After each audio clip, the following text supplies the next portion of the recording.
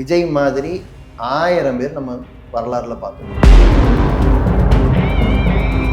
விஜய் அவர்களுடைய கட்சி அல்லது புதிதாக உருவாகிற எல்லா கட்சியை பார்த்தும் ஒரு கேள்வி இருக்கு. உங்களுக்கு யார் ஃபண்டு பண்றாங்க? உங்களுக்கு ஃபண்டு பண்றவங்களோட நோக்கம் என்ன? அப்போ மாற்றுன்னு ஒரு கட்சி முன் வைக்கிது அப்படின்னா இந்தியாவில் அவங்க என்ன ஸ்ட்ரக்சரில் இருக்கணும், அவங்க என்ன பேசணும்? நம்ம நாட்டோட பொலிட்டிக்கல் சிஸ்டம் முழுக்க முழுக்க பணம் படைத்தவர்கள் அதிகாரம் படைத்தவர்களுக்கு சாதகமாக இருக்கு. இதை மாற்றணும்னு சொல்லாத யாரும் எப்படி நீங்கள் சாதாரண மக்களுக்கு அதிகாரத்தை கொண்டு செய்யணும்? பிரதமரை இடி கைது பண்ணுமா? பிரதமரை சிபிஐ கைது பண்ணுமா? அப்படி ஒரு கேவலம் இந்த நாட்டில் நடக்குமா? எனக்கு மாற்று அப்படிங்கிறத தேர்தல் மூலமாக மட்டும் சாதிக்க முடியும்னு ஒருத்தர் சொன்னாங்கன்னா அதுலேயே நீங்கள் அலர்ட் ஆயிடணும். அது அப்படி இல்லை. சாதியின் பேரால் அடக்குமுறையை நீங்கள் பார்க்கும்போது நீங்கள் அடக்கிறவன் பக்கத்தில் நிற்கிறீங்களா, அடக்கப்படுகிறவன் பக்கத்தில் நிற்கிறீங்களாங்கிறத முதல்ல பார்த்துட்டு உங்களை கோர்ஸ் கரெக்ட் பண்ண தொடங்கணும். இதுக்கு நீங்கள் யாருக்கு ஓட்டு போடணும்னு அவசியம் இல்லை. இது உங்களிலிருந்து தொடங்க வேண்டிய அரசியல். உறக்க பேசினர்களுக்கு வணக்கம். வணக்கம் தோழர். டிவிகேவோட 2வது மாநில மாநாடு நடந்து முடிஞ்சிருக்கு. பெரிய கூட்டம் கூடியிருக்கு. எங்கே பார்த்தாலும் லைவ் அதை பற்றி தான் எல்லோரும் பேசுகிறாங்க. ஸோ நம்ம இப்போ டிவிகே ஒரு மாற்று அரசியல் சக்தியாக தமிழகத்தில் உருவாயிருச்சு அப்படின்னு புரிஞ்சுக்கலாமா? சரி, இப்போ என்னென்னா விஜயோட கட்சியை அவர் பேசின உரை, இப்போ அங்கிள் மோடி எல்லாத்தையும் பேசியிருக்காரு. அதை நீ வரிக்கு வரி பிரித்து பேசுகிறதுக்கு நிறைய பேர் இருக்காங்க. ஸோ எனக்கு இப்போ அதை பேசுகிற நோக்கம் இல்லை. ஆனால் ஒரு முக்கியமான பாயிண்ட் சொல்லியிருக்கீங்க, மாற்று அரசியல் சக்தி உருவாயிடுச்சா அப்படின்ட்டு. இப்போ நம்ம நிறைய அரசியல் கட்சிகள் பார்த்துட்டோம். மாற்றுன்னு உருவாகாத கட்சின்னு ஒன்று கிடையவே கிடையாது. இப்போ நல்லா எல்லாருக்கும் தெரிஞ்சது திமுகவில் ஒரு வெர்டிக்கல் ஸ்பிளிட் அப்படின்னு சொல்லி வைகோ உருவானார். விஜயகாந்த் கடைசியாக நம்ம மறைந்த முக்கியமான தலைவர் விஜயகாந்த் உருவானார். எதிர்கட்சி தலைவர் வரைக்கும் இருந்தார். இப்போ இவங்க எல்லாரையுமே மாற்று அரசியல் சக்தின்னு தான் மீடியா சொல்லி வந்திருக்கு, மக்களும் பார்த்து வந்திருக்காங்க. இப்போ விஜயோட பொதுக்கூட்டத்தில் பார்த்தீங்கன்னா அண்ணாவையும் எம்ஜிஆரையும் தன்னோட உதாரணமாக சொல்கிறாரு. ஸோ அவர் என்ன சொல்கிறாருன்னா, அவங்க 2 பேரும் ஒரு மாற்று, அதுபோல் ஒரு மாற்றுனா. இதெல்லாம் என்னென்னா ஒரு முதலமைச்சர் மாறுவது சம்மந்தப்பட்ட பேச்சு. ஸோ ஒரு முதலமைச்சர் இருக்காங்களா, அவங்க மாறுறாங்களா, இதுதான் மாற்று. இன்னைக்கு இந்த மாற்று போதும்னா நம்ம ஏற்கனவே இருக்கிற அரசியலிருந்து எப்படி இது வேறுபட்டுரும்? இப்போ எம்ஜிஆர் இருந்தார், அண்ணா இருந்தார், கலைஞர் இருந்தார், ஜெயலலிதா இருந்தாங்க. இப்போ அடுத்தது ஒருத்தர் வரப்போகிறாரு அப்படின்னு சொல்லி அவங்க இதுதான் மாற்றுன்னு பேசுனா யார் முதலமைச்சராக வராங்களோ அதுதான் மாற்றுங்கிற அர்த்தம் வருது. இப்போ என்னோட முதல் கேள்வி, நம்மளோட தேர்தல் முறை அந்த மாதிரி ஒரு மாற்றம் அனுமதிக்குதா? ஃபஸ்ட்டு கேள்வி எனக்கு அதுதான். இப்போ இருக்கிற எலெக்ஷன் சிஸ்டம் எப்படிப்பட்ட கட்சிகளை எப்படிப்பட்ட தேர்தல் முறையை நம்ம வச்சுருக்கோம், இதுக்குள்ளே இவர் சொல்கிற மாதிரி மாற்று பாசிபிளாங்கிறது தான். நீங்கள் சொல்லுங்கள், பாசிபிளா? இந்த தேர்தல் முறையில் எனக்கு தெரிஞ்சு நான் என்ன நினைக்கிறேன்னா, இந்த மாற்றுன்னு நம்ம பேச ஆரம்பித்த உடனேயே நம்ம ஒரு நபர் நீங்கள் சொல்கிற மாதிரி மாறுறது அப்படிங்கிறது அது அவங்க அவங்க அதை நம்பி தானே அவங்க வாக்குறுதியாக கொடுக்குறாங்க. ஒரு ஆள் மாறிடும் அப்படின்னு அவங்க நினச்சி தானே சொல்கிறாங்க. அதை கிரிட்டிசைஸ் பண்ண முடியும். மக்களே நினைக்கிறாங்க. இப்போ பல பேர் என்ன நினைப்பாங்கன்னா, ஜெயலலிதா எனக்கு ரொம்ப பிடிக்கும், அவங்க கட்சிக்கு ஓட்டு போடுவேன், நீண்ட காலம் போட்டிருந்தவங்க எல்லாம் ஒரு பெண் அதிகாரத்துக்கு வந்துட்டதா தான் நினைச்சு பண்றாங்க. அப்புறம் இப்பவும் ஏன் வரதட்சணை கொடுமை, இப்பவும் ஏன் குடும்ப வன்முறை, இப்பவும் ஏன் ஆணவ கொலை, இப்பவும் பெண்களுக்கு எதிரான வன்முறைகள் குற்றங்கள் ஏன் உலகத்தில் நடக்குது, இந்தியாவில் நடக்குது, தமிழ்நாட்டில் நடக்குது, இதுக்கும் வேற மாநிலத்துக்கு ஏதாவது டிஃப்ரென்ஸ் இருக்கா? இந்த கேள்வி இருக்கு பார்த்தீங்களா? அதை கேட்கறதுக்கான இடம் இல்லை. ஏன்னா பெண்ணுக்கு அதிகாரம்ங்கிறது ஒரு பெண் அதிகாரத்தில் அமர்வதுங்கிற அளவுல தான் புரிஞ்சுக்கப்படுது. ஸோ உலகத்து முழுக்க மாற்று அரசியல் என்ன நடந்திருக்குன்னு நம்ம பார்த்தாதான் இங்க நடக்கிறது மாற்றான்னு நமக்கு தெரியும். இப்போ உதாரணத்துக்கு வரலாற்றையே புரட்டி போட்ட மாற்றங்கள் அப்படிங்கிறத எடுத்து பார்க்கணும். ரொம்ப பழசுக்கு நான் போல, இப்போ சமீபத்தில் ரொம்ப கியூபாவோ வியட்நாமோ எடுத்துக்கலாம். அந்த நாடுகள் நம்ம கண்ணு முன்னாலேயே ரொம்ப ரொம்ப ஏழ்மையில் ரொம்ப ரொம்ப நெருக்கடியில் இருந்த நாடுகள். ஆனால் நீங்கள் இன்னைக்கு வியட்நாமோட வளர்ச்சியை நீங்கள் பார்த்தீங்கன்னா அதோடைய பொருளாதார வளர்ச்சிங்கிறது அதீதமாக இருக்குது. அது குறிப்பாக கொரோனா நேரத்தில் அவங்க அதை எதிர்கொண்ட விதத்தில் வியட்நாம் ஒரு மிகப்பெரிய முன்னுதாரணமாக இருந்தது. அது எப்படி சாத்தியம்? அங்கே யாராவது நடிகர் ஆட்சிக்கு வந்திருக்காரா, இல்லை அங்கே ஏதாவது முக்கியமான அரசியல் தலைவர் பேராவது நமக்கு தெரியுமா? அப்படியே நீங்கள் இந்த பக்கம் கியூபா எடுத்துக்கிட்டீங்கன்னா அங்கே பணமாக பெரிய மாற்றம் நீங்கள் பார்க்க முடியாது. அந்த ஊருக்கு போனீங்கன்னா பெரிய சாலைகள் அப்படியெல்லாம் நம்ம பெருசாக சொல்ல முடியாது. ஆனால் ஒவ்வொரு குடும்பத்திலையும் எல்லாரும் படித்தவங்க, போதுமான எண்ணிக்கையில் மருத்துவர்கள், வேற நாட்டுல குழந்தைங்க வறுமையால சாகும்போது, நோயால சாகும்போது முன்னணி படையா மருத்துவர்களை அனுப்பி வைக்கிறது கியூபா. கொரோனால கூட அனுப்பிச்சு வச்சாங்க. கொரோனாவுக்கான மருந்து கண்டுபிடிக்கிறதுல கூட முன்னணியில் இருந்தது கியூபா. ஓகே. இப்படி ஆராய்ச்சிகள் எப்படி அங்க நடக்குது அப்படின்னா, அதுதான் ஒரு சொசைட்டிக்கான ஒரு பிளானிங் நடக்குது. இப்ப நான் விஜய் அவர்களுடைய கட்சி அல்லது புதிதாக உருவாகிற எல்லா கட்சியை பார்த்தும் ஒரு கேள்வி இருக்கு. உங்களுக்கு யாரு ஃபண்டு பண்றாங்க? உங்களுக்கு ஃபண்டு பண்றவங்களோட நோக்கம் என்ன? என் சொந்த காசை தான் போடுறேன்னு ஒருத்தர் சொன்னா கூட, அப்போ அதன் மூலமா நீங்க என்ன சாதிக்க போறீங்க? அப்படி நீங்க ஒரு சொந்த காசை போட்டே ஆட்சிக்கு வரதா இருக்கட்டும், நீங்க ஆட்சிக்கு வந்தா நீங்க சொல்றதையெல்லாம் ஐஏஎஸ் கலெக்டர் கேட்டுருவாரா? நீங்க சொல்றபடி கான்ட்ராக்டர்கள்லாம் அதுக்கப்புறம் நியாயமா மாறிடுவாங்களா? நீங்க சொல்றபடி தனியார் முதலாளிகள்லாம் தனியார் மையம் வேணாம், நான் வந்து இனிமேல் பொதுமக்கள் நலனுக்காக அரசு துறைகளை கபலீகரம் பண்ணாம விட்டுருவேன் சொல்லிடுவாங்களா? நீங்க நினைச்ச மாதிரி இடஒதுக்கீட்டு அமலாக்கிட முடியுமா? நீங்க நினைச்ச மாதிரி சாதிய பிரச்சனைகளுக்கு எதிராக போலீஸை வந்து பார்ஷியல் பார்க்காம நில்லு அப்படின்னு சொல்லிட முடியுமா? அப்போ இங்க வேற யாரோ அதிகாரம் செலுத்துறாங்க, அதையும் சேர்த்து பேசினாதான் வெறுமனே தேர்தலில் நம்ம ஆட்சியில தேர்ந்தெடுக்கிறவங்க மட்டும் அதிகாரம் செலுத்தல அப்படிங்கிறது தெரியும். தேர்தல் முறை நாம நினைக்கிறவங்களை தேர்ந்தெடுக்கிற விதமாகவும் இல்லை அப்படிங்கிற யதார்த்தம் புரியும். எப்படி சொல்றீங்க? அது நம்ம நடக்கிறவங்களை ரெண்டு தேர்ந்தெடுக்கிறதா? விதமா நம்ம நான் ஓட்டு போடுறேன், எனக்கு ஒரு ஒரு ஒரு வேட்பாளர் சொல்றாங்க, அந்த வேட்பாளர் தான் வராரு, ஓகே, அவங்களா சேர்ந்து ஒரு சிஎம் செலக்ட் பண்றாங்க. இது எப்படி நான் தேர்ந்தெடுக்கிறவங்க வந்து நான் எனக்கானவங்க இல்லைன்னு நீங்க எப்படி இதை சொல்ற? நம்ம நாட்டு தேர்தல் முறையை ஒரு உப்மா தேர்தல்னு சொல்லலாம். சரியா? ஏற்கனவே இந்த கதையை நான் சொல்லியிருக்கேன். ஒரு ஹாஸ்டல்ல உப்மாவா போட்டுக்கிட்டு இருக்காங்க டெய்லியும். ஆனா அங்க வரக்கூடிய வார்டன் வந்து இனிமேல் நான் ஜனநாயக பூர்வமா முடிவெடுக்க போறேன் அப்படின்னு முடிவெடுத்துட்டு அவர் வந்து நிறைய ஆப்ஷன்ஸ் கொடுக்குறாரு. உப்மா, பொங்கல், தயிர் சாதம், தக்காளி சாதம், பிரியாணின்னு எல்லா விதமான வெரைட்டியும் கொடுக்குறாரு. அந்த ஹாஸ்டல்ல 50 பேர் இருக்கிறதா வச்சுக்கிட்டா 50 வெரைட்டி நீங்க ஆப்ஷன் கொடுக்குறீங்கன்னு வைங்களேன். ஆளுக்கு ஒரு வெரைட்டியை சூஸ் பண்றாங்க. ஒரு வேலை எல்லாருமே இப்போ ஒருத்தர் ஒரு வெரைட்டி மட்டும் சூஸ் பண்றாருன்னா, இப்ப யாருக்கும் உப்மா வேண்டாம், ஸோ அவங்களுக்கு பிடிச்ச வெரைட்டியை சூஸ் பண்றாங்க. வார்டனும் சமையல்காரரும் மட்டும் உப்மாவை சூஸ் பண்றாங்கன்னு வச்சுக்கலாமே. ஸோ 2 பேர் வாக்களிச்ச உப்மா தான் எல்லாருக்கும் கிடைக்கும். ஏன்னா மற்றவங்களாம் ஆளுக்கு ஒன்று தான் சூஸ் பண்ணியிருக்கீங்க. ஸோ இந்த மாதிரி நேரத்தில் என்ன பண்ண வேண்டியிருக்குன்னா ஒரு கூட்டணி அமைக்க வேண்டியிருக்கு. ஏன்னா ஆளாளுக்கு வெவ்வேறு ஆப்ஷன் நீங்க தேர்ந்தெடுத்தா கடைசியில நம்ம யாருக்கும் பிடிக்காத ஒன்று தான் வருங்கிறதுனால கூட்டணி அமைக்க வேண்டியிருக்கு. இந்த வாக்குகளை ஏதோ ஒரு விதத்துல ஒருங்கிணைக்க வேண்டியிருக்கு. இந்த மாதிரி தேர்தல் முறையை நம்ம மாற்றவே இல்லை. இதை கேள்வி கேட்டு யார் அரசியலுக்கு வரவங்களும் பேசுறதும் இல்லை. விகிதாச்சார பிரதிநிதித்துவம் அப்படிங்கிற ஒரு ஓட்டிங் சிஸ்டம் இருக்கு. பக்கத்துல இலங்கையில அதுதான் நடைமுறையில் இருக்கு. நேபாளத்துல அது ஒரு விதமா நடைமுறையில் இருக்கு. உலகத்துல பல நாடுகள் இருக்கு. அது எப்படின்னா ஒரு கட்சி அது சொல்ற கொள்கைக்குத்தான் மக்கள் வாக்களிக்கிற நிலைமை இருக்கு. ஓகே. ஸோ அவங்க வந்து வேட்பாளர் பட்டியலை வெளியிடுவாங்க. அதுல இவங்களுக்கு கிடைக்கிற பர்சன்டேஜுக்கு தகுந்த மாதிரி பிரதிநிதிகளை உள்ள அனுப்ப முடியும். இது ஒவ்வொரு நாட்டில் ஒவ்வொரு விதமான பொலிட்டிக்கல் சிஸ்டம் இருக்குல்ல. நம்ம நாட்டோட பொலிட்டிக்கல் சிஸ்டம் முழுக்க முழுக்க பணம் படைத்தவர்கள், அதிகாரம் படைத்தவர்களுக்கு சாதகமா இருக்கு. இதை மாற்றணும்னு சொல்லாத யாரும் எப்படி நீங்க சாதாரண மக்களுக்கு அதிகாரத்தை கொண்டு வந்து சேர்ப்பீங்க? ஓகே. ரெண்டாவது, இப்போ எனக்கு நான் ஜெயலலிதா அவங்களுக்கு வாக்களித்தேன். எடப்பாடி பழனிசாமி முதல்வர் ஆயிட்டாரு. சட்டவிரோதமானாரா? இல்லையே, சட்டம் அனுமதிக்குதே. ஸோ இங்க எம்எல்ஏக்களுக்கு தான் நீங்க வாக்களிக்கிறீங்க. எம்எல்ஏக்கள் கட்சி மாறினா எல்லாமே மாறிடும். ஸோ இங்க குறைந்த எண்ணிக்கையில ஒரு எம்எல்ஏ நீங்க வாங்கி ஒன்றும் இல்லை, நான் அது பிறகு வரேன். பட் இருந்தாலும் நம்முடைய தேர்தல் முறை என்பது நீங்க நினைச்ச உடனே ஒரு மாற்றை சூஸ் பண்ற மாதிரி இல்லை. நீங்க ஒரு குறிப்பிட்ட பர்சன்டேஜை தாண்டுற வரைக்கும் நீங்க வெற்றியாளராக ஆகவே முடியாது. இந்தியாவில் 60% மக்கள் வேணான்னு சொன்னவங்க தான் இது வரைக்கும் ஆட்சிக்கு வந்திருக்காங்க. இப்போ 30% வாங்கினாலே போதும், அதிகபட்சம் 40% வாங்கியிருக்காங்க. ஸோ இந்தியாவே ஆளலாம், கட்டி ஆளலாம். அப்போ அவங்க என்ன பண்றாங்கன்னா ஒரு கட்சியை வளர்க்கறது மட்டும் இல்லை, புது கட்சிகளை உருவாக்கவும் செய்கிறாங்க, புது கட்சிகளை மாற்று சக்தியாக காட்டவும் செய்கிறாங்க, அதன் மூலமா வாக்குகளை உடைக்கவும் செய்கிறாங்க. இப்படியெல்லாம் பண்ணி ஒரு குழப்பத்தை உருவாக்கும் போது அந்த இடத்துல ஒரு நிச்சயமற்ற அரசியல் சூழல் நிலவும். அங்கே யார் வேணால் அதிகாரத்துக்கு வர முடியும்.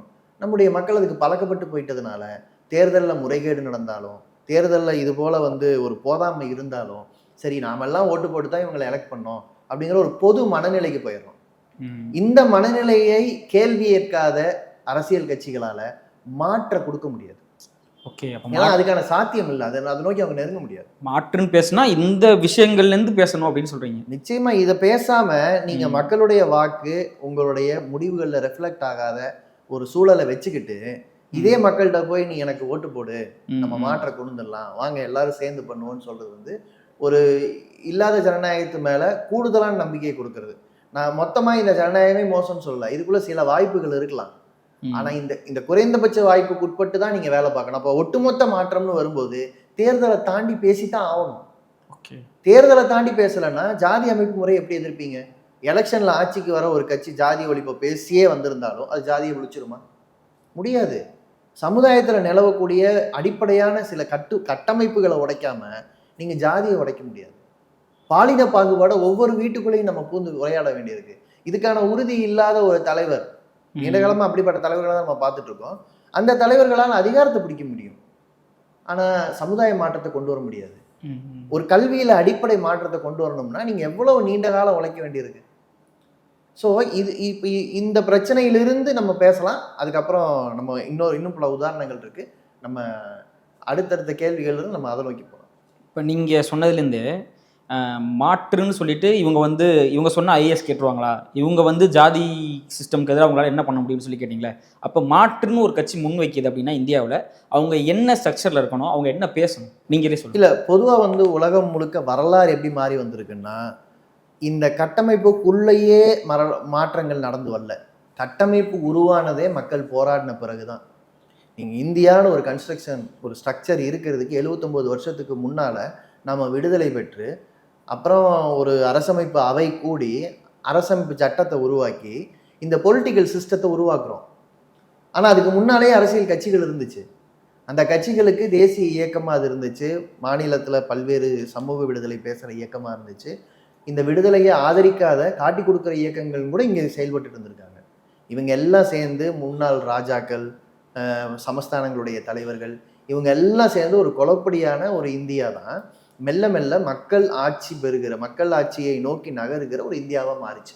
இந்திய உதாரணம் நீங்கள் உலகம் முழுக்க பார்த்தீங்கன்னா சாதாரண மக்கள் கையில் அதிகாரத்தை கொண்டு வந்து சேர்க்கறதுக்கு அந்த மக்கள் எழுச்சி அடைந்து அது ஏதோ ஒரு வழியில் புரட்சி செய்யாமல் சாத்தியம் இல்லை.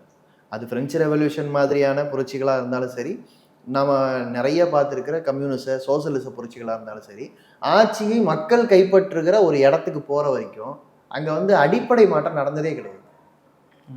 இப்போ நம்ம இவ்வளோ பெரிய சீனாவை பற்றி பேசுகிறோம். அது எவ்வளோ ரெக்ரெசிவாக எவ்வளோ பிற்போக்காக இருந்த நாடு தெரியுமா? இன்னைக்கு அவங்க சாதிக்கிற பல விஷயங்கள் அவங்க ரெவல்யூஷனுக்கு பிறகு சாதிக்கிறது. அங்கே இருந்ததை போல பெண்ணடிமைத்தனம் உலக வரலாற்றில் பல நாடுகளில் இருந்தது கிடையாது. அவ்வளோ மோசமாக பிற்போக்காக இருந்த நாடு அது. நிறைய விஷயங்கள் சொல்லலாம். ஒரு ஆயிரக்கணக்கான ஆண்டுகள் அங்கே நிலவன வரலாறு எடுத்து பார்த்தா நிறைய ஒடுக்குமுறைகள், கொடுமைகள் நடந்திருக்கு, ஏகாதிபத்திய ஆட்சிகள் நடந்திருக்கு. நம்ம ஊரில் இப்போ நம்ம அபினி யுத்தம்னு சொல்லுவோம், இங்கிருந்து அபினி எடுத்துகிட்டு போய் சீனாவில் விட்டாங்க. ஸோ அப்போ அந்த அளவுக்கு போதையில் ஆட்பட்டு ஏகாதிபத்தியங்களால் கிழித்து புதறப்பட்ட நாடுகளாக இருந்த நாடுகள் தான். வியட்நாம் எடுத்துக்கிட்டிங்கன்னா அங்கே விழுந்த அளவுக்கு குண்டுகள், அதுக்கு ஈக்குவலாக இப்போ பார்த்தீங்கன்னா இப்போ பாலஸ்தீனம் அந்த மாதிரி இடத்த சொல்லலாம். பட் ரொம்ப கொடூரமான தாக்குதலை எதிர்கொண்டு அவங்க போராடி ஜெயிச்சாங்க. அவங்க போராட்டத்தை பார்த்தீங்கன்னா அவங்க மலைக்குள்ள எறும்பு புத்து போல புத்துகள் அமைத்து கொண்டு அங்கே தன்னை பாதுகாத்துக்கிட்டு அமெரிக்க இராணுவத்துக்கு எதிராக போராடினாங்க.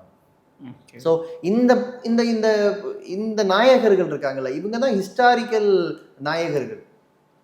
இவ்வளோ பெரிய இப்போ நீங்கள் இந்தியாவில் தெலுங்கானா புரட்சியில் ஈடுபட்ட ஒரு ஆயிரக்கணக்கான வீரர்கள் எல்லாமே விவசாயிகள். அவங்க 3000 கிராமங்களை விடுவிச்சாங்க. நிலமில்லாதவங்களுக்கு லட்சக்கணக்கான ஏக்கர் நிலத்தை எடுத்து கொடுத்தாங்க. இந்திய இராணுவம் போய் அந்த புரட்சியை அடக்குகிற வரைக்கும் அது கிராமங்களை விடுதலை செய்த, மக்களுக்கு நிலத்தை கொடுத்து, மக்களுக்கு உணவளித்த, மக்களுக்கு தங்களை தாங்களே ஆண்டு கொள்கிற சுதந்திரத்தை கொடுத்த ஒரு புரட்சியாக இருந்தது. தெலுங்கானா புரட்சியுடைய நாயகர்கள் இன்னைக்கு பல பேர் நம்ம அந்த வரலாறை படிக்கலாம். ஸோ இது இந்தியாவிலேயே நடந்த ஒரு மிகப்பெரிய மாற்றம். இது மக்களே அரசியல் படுவதற்கான உதாரணம். இதை வரவிடாம தடுக்கிற ஒரு உரையாடலாக தான் நான் மற்ற எல்லாத்தையுமே பார்க்குறேன். இல்லை, நீங்கள் அப்படி சொல்லுவீங்க. எனக்கு என்னன்னா, ஒரு மக்களுக்கான அரசியல் பேசுகிற, மக்களுக்கான விஷயங்களை தெளிவாக சொல்கிற இவ்வளோ இயக்கங்கள், இவ்வளோ கட்சிகள் கூட்ட முடியாத ஒரு கூட்டத்தை ஒரு நடிகர் கூட்டுறாரு. அவர் சில முற்போக்கான விஷயங்களை பேசுகிறாரு. அதை இப்போ நம்ம எதிர்க்க வேண்டியதோ இல்லை அது தப்புன்னு நம்ம ஏன் எடுத்தோடனே சொல்லணும்? இல்லை, நான் விஜயை எதிர்த்துலாம் பேசுறதுங்கிறது மாதிரி இந்த நெரேட்டிவ் கொண்டு வரும்ல, அதுக்கு நிறைய பேர் இருக்காங்க. விஜய் மாதிரி 1000 பேர் நம்ம வரலாறுல பார்த்துருக்கோம். இன்னைக்கு விஜய்னு ஒருத்தர் பார்க்குறோம், பிரஜாராஜ்யம்னு கட்சி ஆரம்பிச்சார் சிரஞ்சீவி. ஆந்திராவில் மிகப்பெரிய மக்கள் கூட்டத்தை திரட்டினாரு. சாதாரணம் கிடையாது. அது பார்க்கவே பிரம்மாண்டமா இருந்தது. யாருமே வந்து அவர் அடுத்தது ஆட்சி அமைப்பார்னு நினைச்சாங்க. 14 எம்எல்ஏக்களுக்கு மேல ஜெயிச்சாரு. பெரிய விஷயம்தான். ஆனா சிரஞ்சீவியால நிக்க முடியல. அவரு இப்ப இப்ப அரசியல்ல இல்லை. அது மாதிரி உதாரணமும் இருக்கு. ஸோ எனக்கு ஒருத்தர்னு நான் பேச விரும்பல. இன்னைக்கு விஜய் மேல நிறைய பேருக்கு பட்டிருக்கு. நான் என்ன கேட்கிறேன், அரசியல் நீக்கம் செய்யப்பட்ட ஒரு களம் இருக்கு என்பதைத்தான் இது எடுத்து காட்டுது. இப்படிப்பட்ட ஒரு களம் நம்ம நாட்டுக்கு நல்லதான்னு நான் கேட்கிறேன். அது விஜய்னு இல்லை. இவங்க நாளைக்கு அதிமுக பின்னால போனாலும், இவங்க நாளைக்கு வந்து ஒரு ஆளுங்கட்சியோட பின்னால வந்தாலும், இவங்களால அந்த கட்சிக்கு எந்த அழுத்தமும் இருக்காது. அந்த கட்சிக்கு இவங்க வாக்கு வங்கியா தான் இருப்பாங்க. ஒரு அரசியல் விழிப்புணர்வு பெற்ற மக்கள் இருக்கிற பகுதியில இது போல ஒரு சக்தியை பிளான்ட் பண்ண முடியாது. மேலிருந்து உருவாக்க முடியாது. மேலிருந்து உருவாக்குறதுக்கான சாத்தியத்தை கொடுக்கறது களம். அந்த களத்துல அரசியல் நீக்கம் செய்யப்பட்ட நிறைய வாக்காளர்கள் இருக்காங்கன்னா நான் பார்ப்பேன்.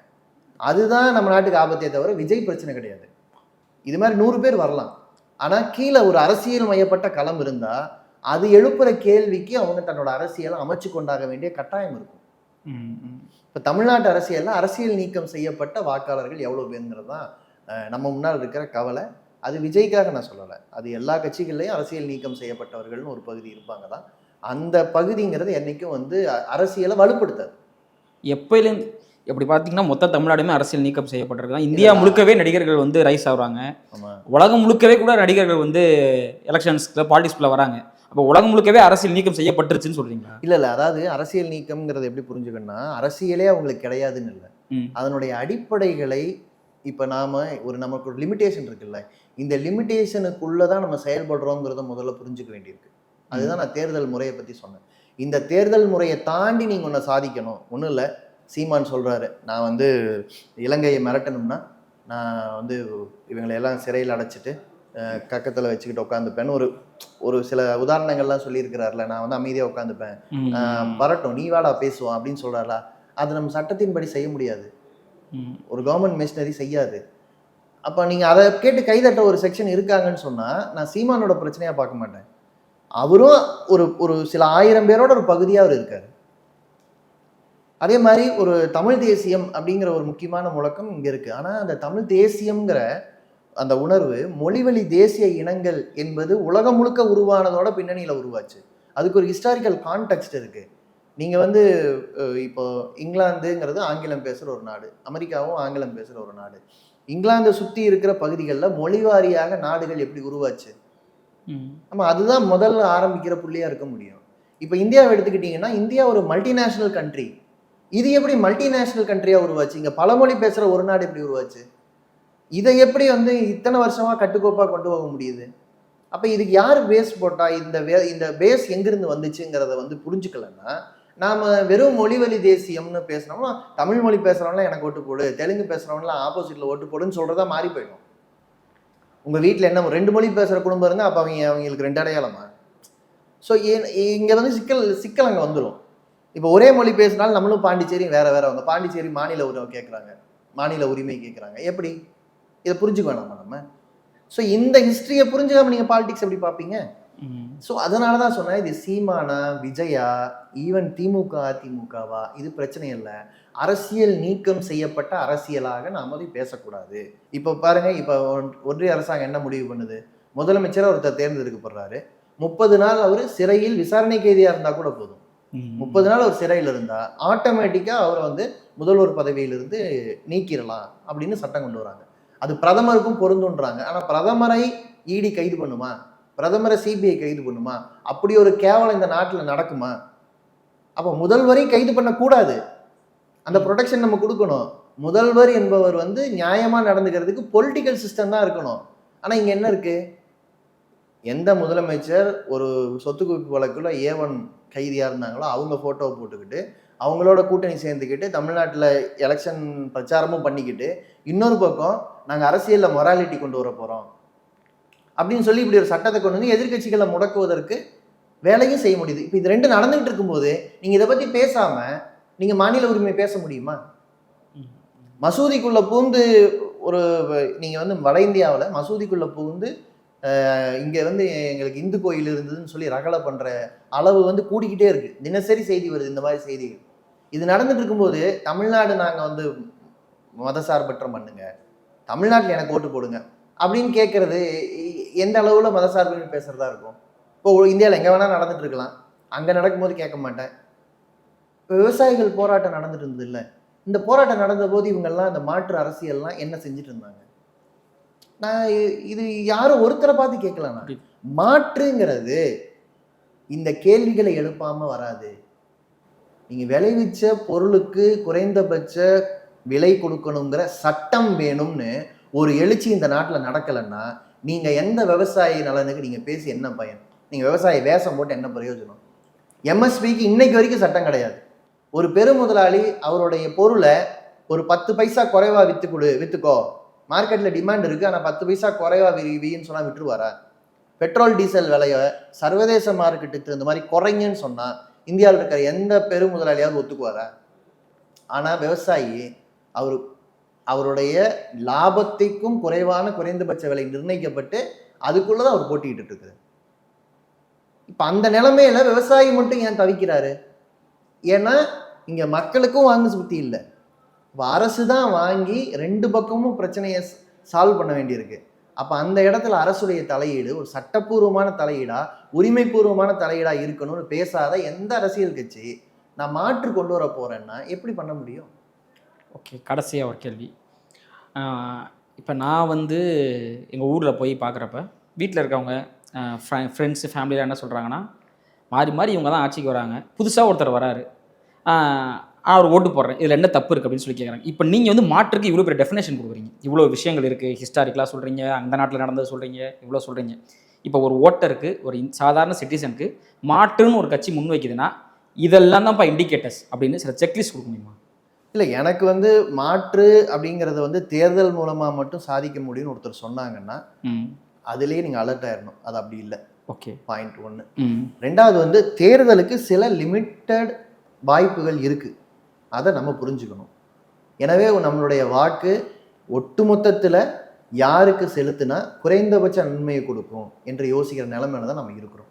ஓகே, அதே மாதிரி இந்தந்த சிம்டம்லாம் இருந்ததுன்னா இந்த மருந்து எடுத்துக்கன்னு சொல்கிற மாதிரி அரசியலில் அவ்வளவு ஈஸியான காம்பினேஷன்ஸ் நம்ம முன்னால் இல்லை.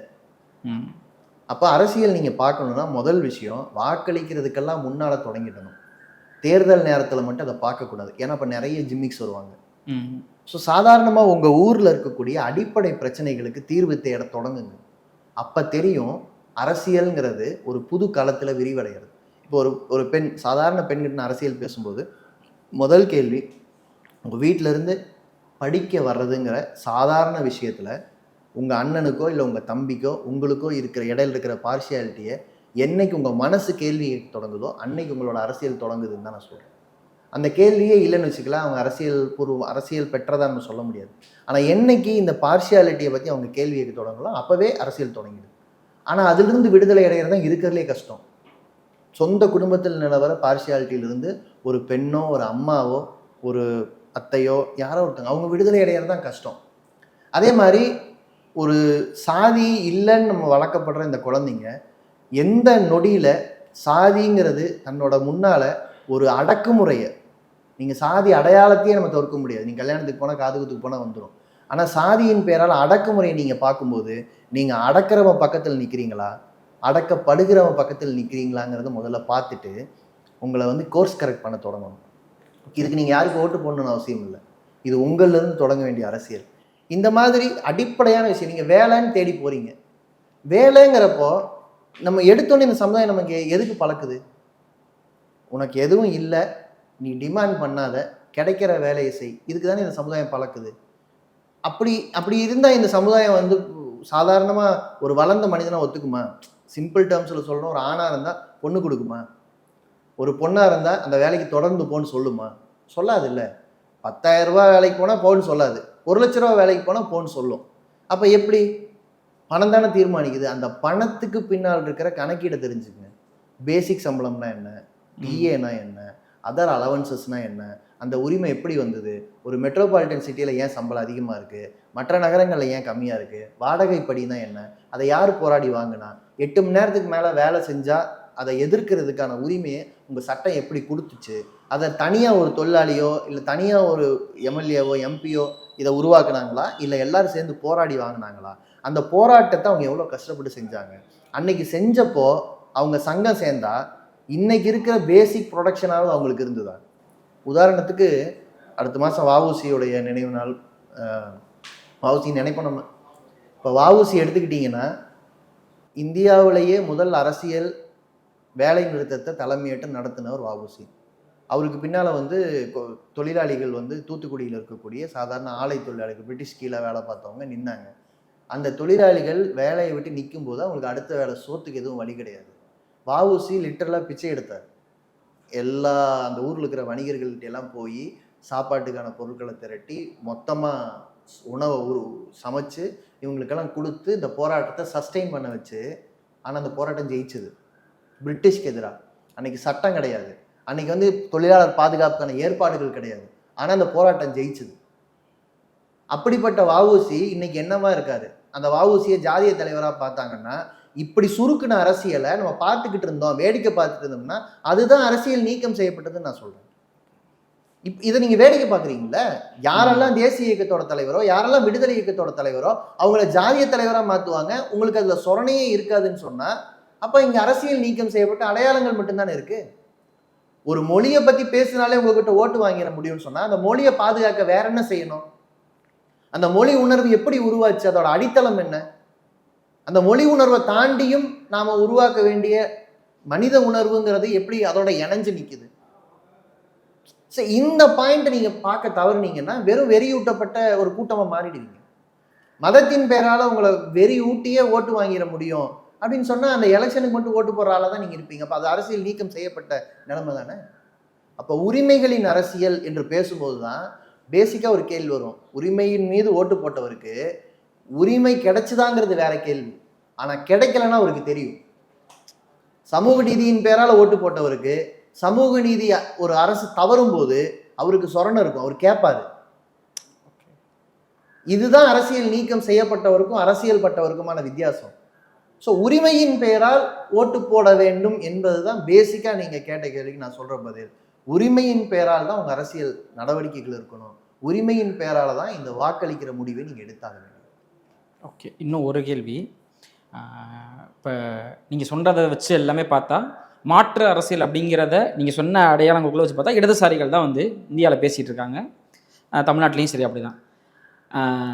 இன்றைக்கி வந்து ஒரு நடிகருக்கு பின்னாடி நடிகர்னு சொல்லி இந்த மாநாட்டை விட்டுட்டு ஒரு பெரிய கூட்டத்தை வந்து அவங்க தான் திரட்டும் போது இடதுசாரிகளால் ஏன் வந்து அந்த ஒரு கூட்டத்தையோ அந்த ஒரு மாஸ் வைப்ரண்ட்டை கிரியேட் பண்ண முடியல? இல்லை, இப்போ என்னென்னா மக்களை நிறைய திரட்டணும்னா நீங்கள் வந்து விளம்பரம் பண்ணி ஒரு குறிப்பிட்ட செலவு செஞ்சு ஒரு முக்கியமான ஈர்ப்பான யாராவது ஒரு 4 பேர் அங்கே தலைவராக வராங்கன்னா திரட்டிட முடியும். நிறைய கட்சிகள் திரட்டுறாங்க. இப்போ சமீபத்தில் பார்த்தேன், உத்தரப்பிரதேசத்தில் வந்து ராமர் ஊர்வலத்தில் காவி உடை போட்டுக்கிட்டு டான்ஸ் ஆடிட்டு பெண்கள் போனதை பார்த்தேன் நான். அந்த பெண்கள் விரும்பி பண்ணுறாங்கன்னு இல்லை, இப்படி கூட்டம் திரட்ட முடியும்னா அப்படி திரட்டவும் கட்சிகள் தயாராகும். ஆனால் கூட்டம் இல்லை விஷயம். நீங்கள் திரட்ட கூட்டம் அந்த குறிப்பிட்ட கோரிக்கைக்காக உணர்வெழுச்சியோட வருதா? அதற்கான வேலை வந்து வெறுமனே போய் ஆள் திரட்டிட்டு வரதா இருக்காது. அது ஒரு பெரிய பிரச்சாரம் செய்ய வேண்டியிருக்கும். இப்போ தேர்தல் நேரத்தில் உணர்வெழுச்சியை தேர்தலை மையப்படுத்தி, வாக்குகளை மையப்படுத்தி, ஒரு ஆட்சி மாற்றத்தை மையப்படுத்தி திரட்டுறதுங்கிறது நடக்குது, பல கட்சிகள் செய்கிறாங்க. ஆனால் இடதுசாரிகள் அப்படிப்பட்ட திரட்டலை செய்யறது இல்லை. இடதுசாரிகளுடைய திரட்டல் சாதாரண மக்களை அந்த குறிப்பிட்ட ஒன்றும் இல்லைங்க, இளைஞர்களை திரட்டணும்னா நாங்கள் ரத்த தான முகாம்லேருந்து ஆரம்பிப்போம். ஏன்னா ரத்தத்துக்கு ஜாதி கிடையாது. எனவே அது மூலமாக தான் மிக இயல்பாக சொல்ல முடியும். உயிர் காக்கிறதுன்னு ஒன்று வரும்போது கொடுக்குற ரத்தம் யாரோட ரத்தம் என்ன குரூப்புன்னு பார்ப்பீங்களே தவிர எந்த ஆளுதுன்னு பார்க்க மாட்டீங்க. ஸோ இந்த உணர்வுலேருந்து இளைஞனை திரட்டும் போது தான் குறைந்தபட்சம் அவருக்கு ஜனநாயக உணர்வோட திரட்டப்படுவாங்க. இப்போ ஜாதியை சொல்லி திரட்ட முடியாது, வேற எதையாவது சொல்லி திரட்ட முடியாது. இப்போ இடதுசாரிகளுடைய லிமிட்டேஷனுங்கிறது அவர்கள் செய்ய நினைக்கிற மாற்றம் மிகப்பெரிய மாற்றங்கிறது தான். இப்போ நீங்கள் பேப்பரில் கப்பல் செய்கிறது சீக்கிரம் செஞ்சிடலாம். நீங்கள் உண்மையிலேயே கப்பல் கட்டணும்னா அதுக்கான பிளானும் பெருசு, அதுக்கான என்ஜினியரிங்கும் பெருசு, அதுக்கு தேவைப்படுற அறிவும் பெருசு. அப்போ அதை செய்யணுங்கிறப்போ ஒரு சஸ்டைன்டு ஒரு லாங் டேர்ம் மாற்றத்துக்காக வேலை செய்யும்போது அந்த மாற்றம் மெதுவாக நடக்கிறதுங்கிறது தான் இயல்பாக இருக்கும். அந்த மாற்றம் வேகமாக நடந்தால் அது இயல்பான மாற்றமே இருக்காது. அட் த சேம் டைம் நம்ம எதிர்பார்க்குற வேகத்தில் இருக்குமா, இன்னும் கூட வேகமாக போயிருக்கலாமான்னு கேட்டால் அது வேற. இன்னும் கூட வேகமாக போக முயற்சி பண்ணலாம். இன்னும் நிறைய பேர் உள்ள வரும்போது, இன்னும் கிரியேட்டிவான ஆட்கள் உள்ள வரும்போது இந்த கட்சியோட வடிவம் மாறும், தன்மை மாறும். ஆனா மாற்று அரசியல்ங்கிறது ஒரு இடதுசாரிங்கிற அர்த்தம் என்ன? இடதுசாரின்னா மக்கள் சார்பான, மக்களுக்கே அதிகாரத்தை கொண்டு போய் சேர்ப்பதற்கான அரசியல். சோசலிச சமதர்ம சமுதாயத்தை நம்புறவங்க தான் இடதுசாரின்னு சொல்றாங்க. அந்த சமதர்ம சமுதாயம்னு வரும்போது அதிகாரம் பரவலாக்கப்பட்டிருக்கணும். உலகத்துல முதல் அமைந்த சோவியத் குடியரசுங்கிறது, அந்த சோவியத்துங்கிற வார்த்தையே மக்கள் சபைகளின் ஆட்சி தான். அங்க அதிகாரம் மக்கள் சபைகளுக்கு டிரான்ஸ்ஃபார்ம் பண்ணப்பட்டுச்சு. ஒன்றிய ஆட்சியில் எப்படி அதிகாரம் குவிஞ்சிருக்கோ அந்த மாதிரி இல்லை அந்த ஸ்ட்ரக்சர். அது 5 ஆண்டு திட்டங்களின் மூலமாக திட்டத்தின் அடிப்படையில் வழிநடத்தப்பட்டுச்சு. ஒரு நாடு தன்னோட வளர்ச்சியை முன்கூட்டியே திட்டமிடணும். இன்னைக்கு நம்ம இந்தியாவில் திட்டமிடலை ஒழிச்சிட்டோம். நிதி ஆயோக்ங்கிற ஒரு அமைப்பு தான் இருக்கு. இவ்வளவு பெரிய மாற்றத்தை நடத்தும் போது இங்க பெரிய எழுச்சி வரல. அப்படின்னா நம்ம இடதுசாரி தன்மையிலிருந்து எவ்வளவு பின்னால இருக்கோம்னு பாருங்க.